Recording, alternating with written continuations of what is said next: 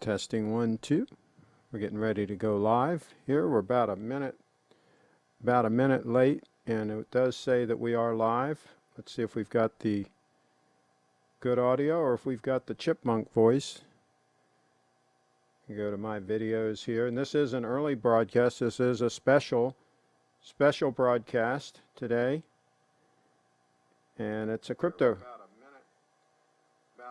It's a cryptocurrency fight, folks. And I've got my Congressional Country Club shirt with the spire, the whatever you call the dome, the Congressional dome. Can't talk today. So yeah, we're going to talk about the Facebook Libra coin and the battle with the United States Congress, the United States House of Representatives, Committee on Financial Services, folks. The Committee on Financial Services just sent a letter to Mark Zuckerberg. The first shot across the bow here. Mark Zuckerberg going to take over the world with his own digital currency. With his 2.5 million users, going to create his own digital currency based out of Switzerland. And the feds are not amused. The feds are not amused, and we're going to get into this here. And meanwhile, Skype is launching on my computer. So let me just make sure we got everything copacetic here. And as of yet, it doesn't look like we have any reinforcements in from the Wrench Gang. They're not interested in the Facebook versus Congress cryptocurrency battle. The cryptocurrency battle that is shaping up. And there was a tweet about this earlier that basically said they tried to send a letter to the CEO of Bitcoin and it got returned to sender. Because unfortunately for them, there is no CEO of Bitcoin. There's nobody they can write a letter to. So that's the problem there. So speaking of letters, here's the letter that they wrote to Mark Zuckerberg. And I'm going to clean my glasses here so that I can see it. Let me get something to clean my glasses.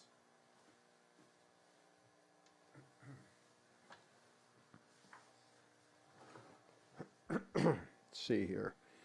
A little Costco thing here.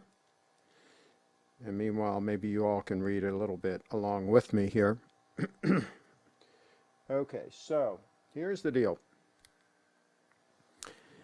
It's addressed to Mark Zuckerberg, founder, chairman, and chief executive officer of Facebook, One Hacker Way, Melno Park, California. I didn't know that was their address. That's pretty cool.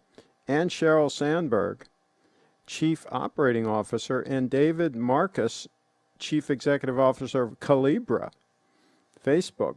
And the Calibra, I guess, is the wallet that they're going to use for this cryptocurrency. And so she goes on to say Maxine Waters is the chairperson, right? So she writes to Dear Mr. Zuckerberg and the rest of the gang, we write to request that Facebook and its partners immediately agree to a moratorium on any movement forward on Libra, its proposed cryptocurrency, and Calibra, its proposed digital wallet. It appears that these products may lend themselves to an entirely new global financial system that is based out of Switzerland and intended to rival U.S. monetary policy and the dollar. This raises serious privacy, trading, national security, and monetary policy concerns for not only Facebook's over 2 billion users, but also for investors, consumers, and the global economy. In other words, we want to control the money system, not you. We don't want Mark Zuckerberg to control the money system. We, the United States government, want to control the monetary system for the entire world.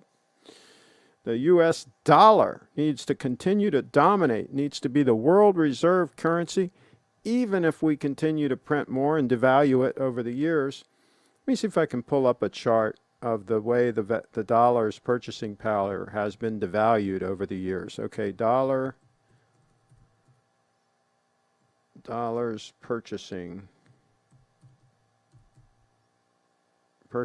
power. Okay, let me see if I can find this chart. There's a famous chart that shows this. Let's see here. Let me go to images, see if I can find it. Oh, here we go. This is a good one. All right. So, see if I can pull it up. Here we go. Okay. So here it is. This is on visual.ly. Okay. So anyway, they've got it on here. This is the chart. This shows when the Federal Reserve was created, it's worth $1, right? 1913. And then it shows how the value's gone up and down, and mainly down over the years. And now, basically, your purchasing power is 5 cents. So the dollar is basically worth 5 cents. So that's the job that that the feds have done on your dollar, and they want to keep doing it. They want to keep doing that. So it goes on, and it says, we request, wait a minute, did I show you that? Did I show you the purchasing? I think I showed it. Anyway, I just forgot if I showed it to you or not. So there it is. There's the purchasing power, how it's gone down over the years and ends up at 5 cents. All right. So we go back to the letter. Let's see. All right, so here we go. On June 18, 2019, Facebook announced its plans to develop a new cryptocurrency called Libra and a digital wallet to store this cryptocurrency known as Calibra. To assist in its venture, Facebook has enlisted 27 other companies and organizations to form the Libra Association, which is based out of Switzerland. These companies span the financial services and retail industry and include payment systems like MasterCard, PayPal, and Visa, and technology giants like Uber, Lyft, and Spotify. By the target launch date of early 2020, Facebook hopes to have recruited over 100 firms into the Libra Association. They should have said more than 100 firms. Over is not the correct way to, but everybody does that, but it should be more than 100 firms. But anyway, so, and of course the date on the top of this letter on page 1, it says July 2, and then it says July 3 on page 2 and 3, so they couldn't even get the date right on the subsequent pages. So that's how that works. Okay, so let me see what else we got going on here. Going to reload the page here. Okay. So, yeah, they're not real happy here. While Facebook has published a white paper on these projects, the scant information provided about the intent, roles, potential use, and security of Libra and Calibra exposes the massive scale of risks and the lack of clear regulatory protections. If products and services like these are left improperly regulated and without sufficient oversight, they pose systemic risks that endanger U.S. and global financial stability, not to mention our control. These vulnerabilities could be exploited and obscured by bad actors as other cryptocurrencies, exchanges, and wallets have been in the past. Indeed, regulators around the globe have already expressed similar concerns, illustrating the need for robust oversight. In other words, we want to have total control. We, Big Brother, need to control things. That's what we do here in Washington, D.C., is we control things. We don't want Facebook to control things. So there you go. The first shots across the bow of Facebook's plan to dominate global currencies.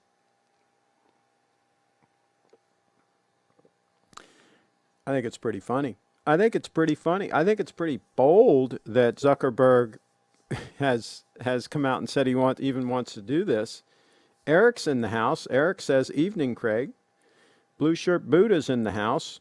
There you go. And so we're talking about this this letter from the U.S. House of Representatives to Mark Zuckerberg. I'll go back to the beginning here so you guys can see the masthead on the letter. The United States House of Representatives Committee on Financial Services. And Maxine Waters is the chairwoman, and she wrote this letter saying, "Hey, Zuck, thanks but no thanks on this cryptocurrency thing. We don't want you to do it. We want you to immediately agree to a moratorium on any movement forward. We want you to just basically stop. Stop in your tracks, Mark Zuckerberg, because we want to control the money supply, and we want to be able to, through quantitative easing, print as many U.S. dollars as we want and dilute any money that you have because we want to line our pockets." So that's how that all works. And Blue Shirt Buddha says he don't Facebook. He doesn't do the Facebook thing. Coming aliens, dude. For this, they stopped. Okay. All right. So here's the deal. Let me go on to the rest of this. Okay. So investors and consumers transacting in Libra may be exposed. Let me switch back here so you can see.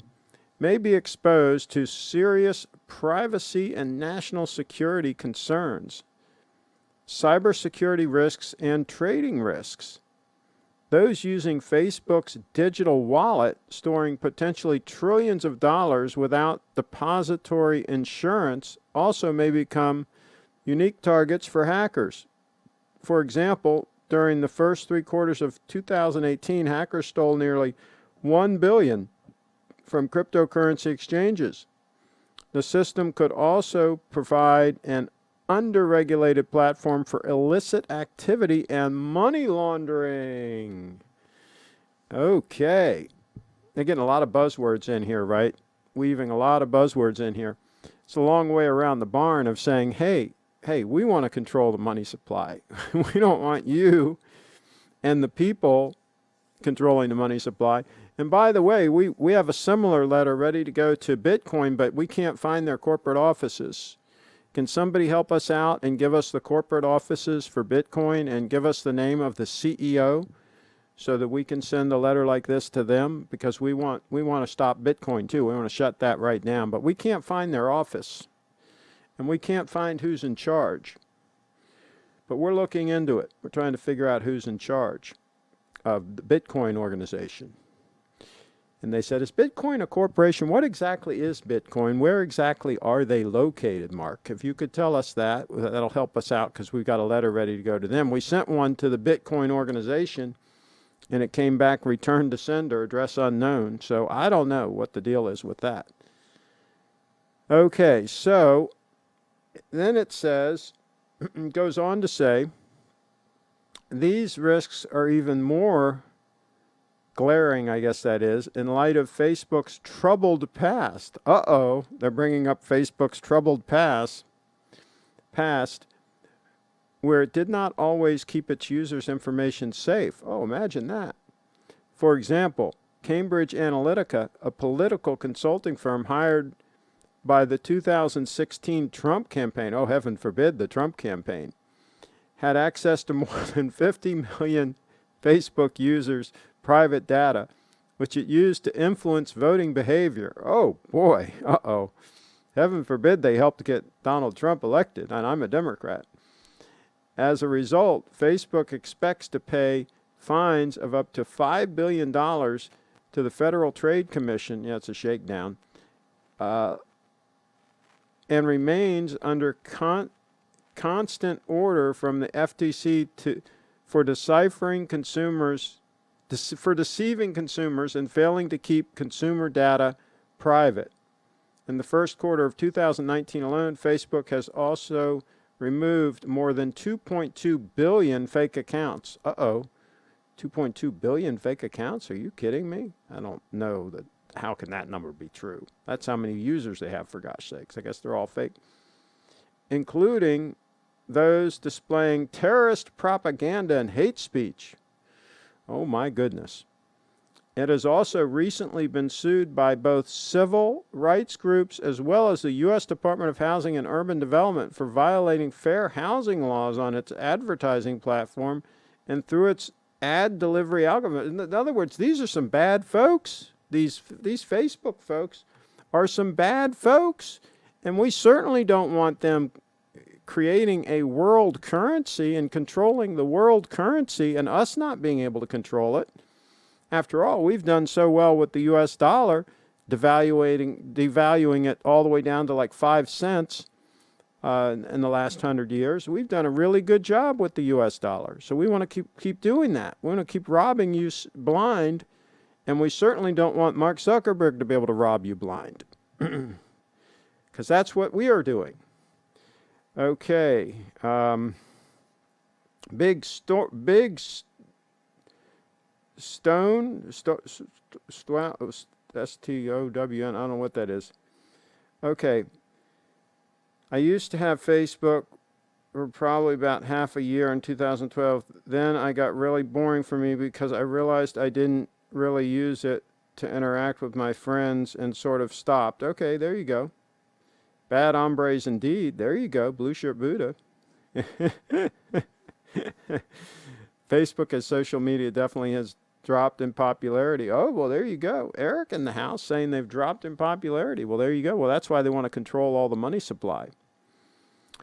Okay, so let's see what else we got here. All right, we got one more paragraph.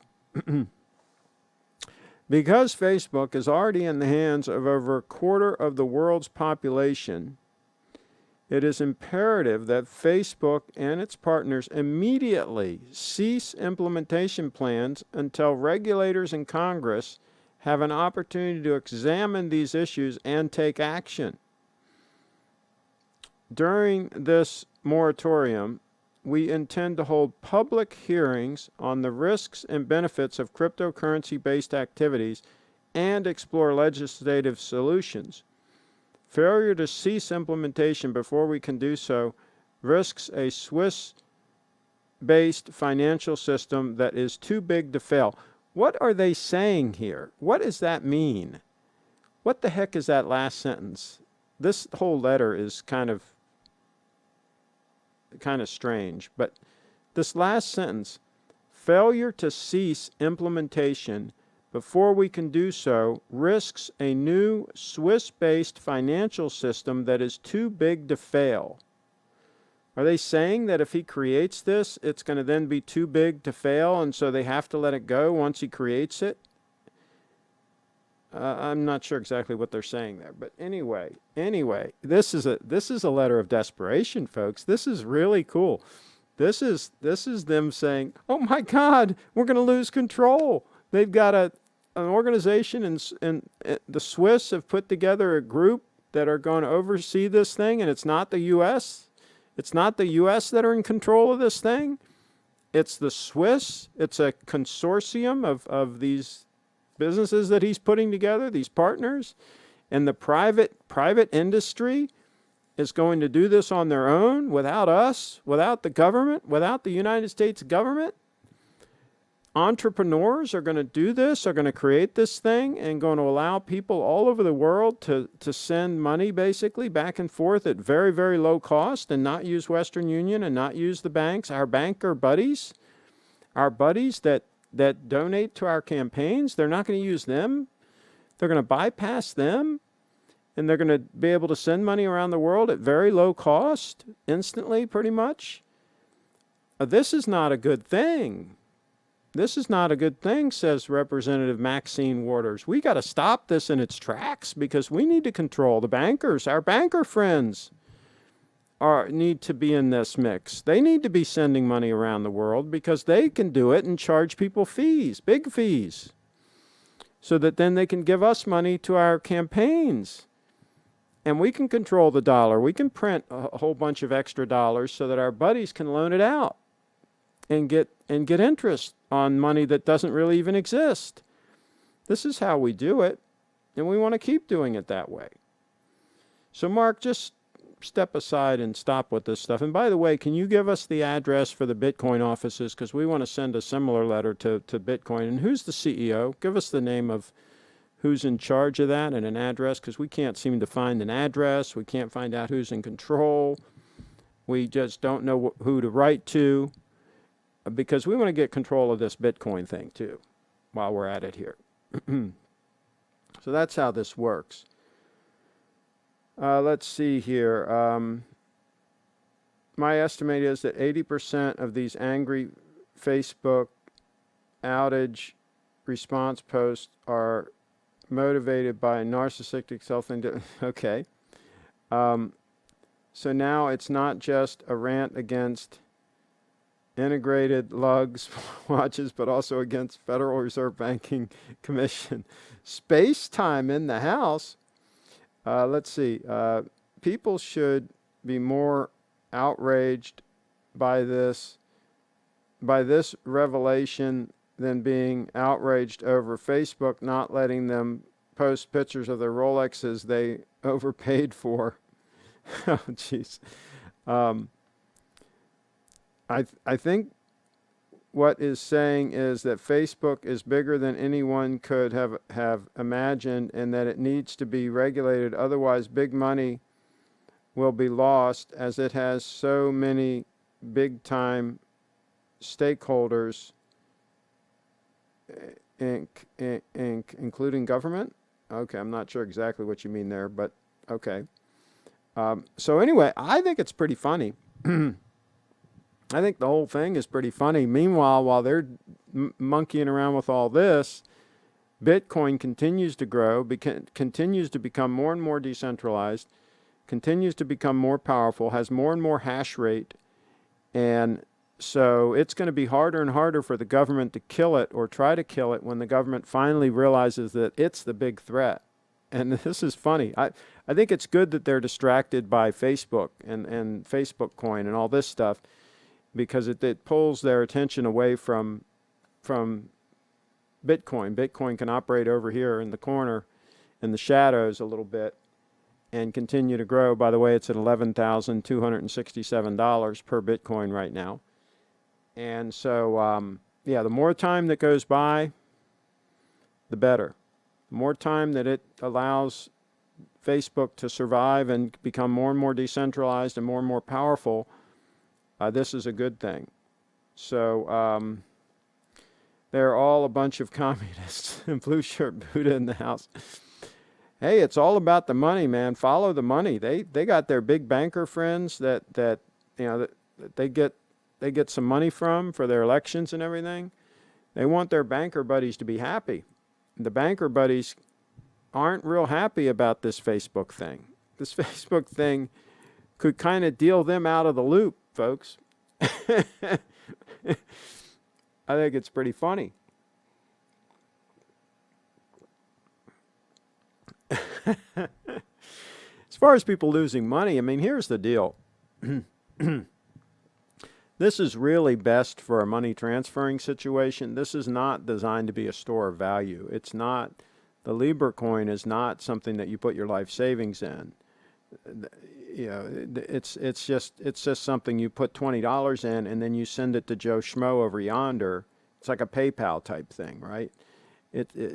People are not going to have a ton of money at risk, because they'd be foolish to put a ton of money in their account. You know, they should put a relatively small amount of money in there and then just use it as like a checking account, you know, where you're sending a little money to Joe Schmo over here and he's sending money back to you or whatever. So, you know, her comments about it being hacked and all that, well, sure, it could get hacked, but like I say, if you're not putting a bunch of money in there, then what's the risk really? I mean, the biggest risk is for Facebook, if because it's kind of centralized. If a hacker could get in there and steal a whole bunch of money from a whole bunch of accounts, each account holder isn't really going to lose much money, because again, they shouldn't have much money in there. But Facebook, if they make good on all that, they could take a big hit, and probably will.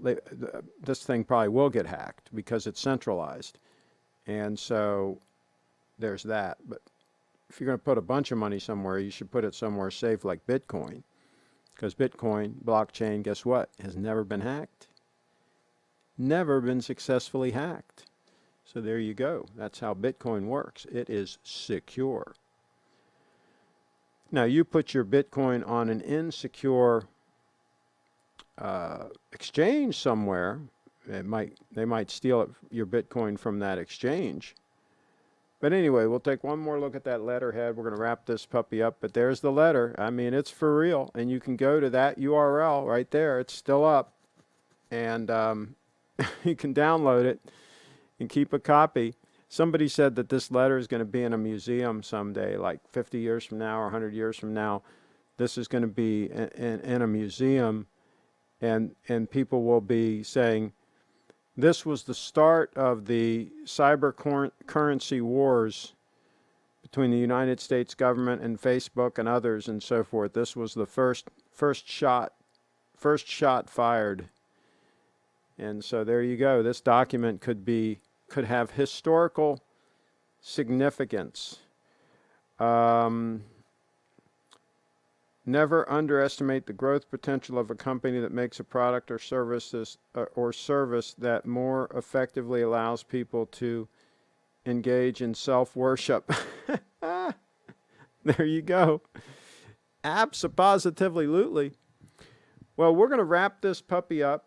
Obviously, the Wrench Gang aren't really that excited about this, but I think it's funny. I thought it was worth talking about. I think it's going to help Bitcoin, because I think the announcement in itself helped Bitcoin, because it's making the concept of having